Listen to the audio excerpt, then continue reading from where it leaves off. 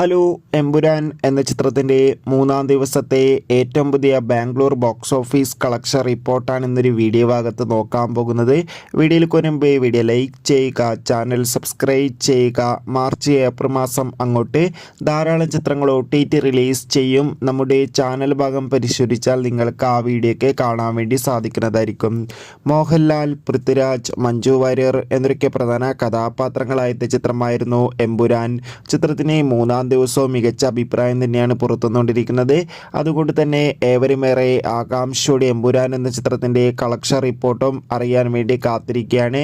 Finally മൂന്നാം ദിവസത്തെ Bangalore box office collection report പുറത്തുവന്നിരിക്കുകയാണ്. മൂന്നാം ദിവസവും അത്യാവശ്യം മികച്ച അഭിപ്രായം, മികച്ച ബുക്കിംഗ് ആണ് ബാംഗ്ലൂരിൽ നടന്നത്.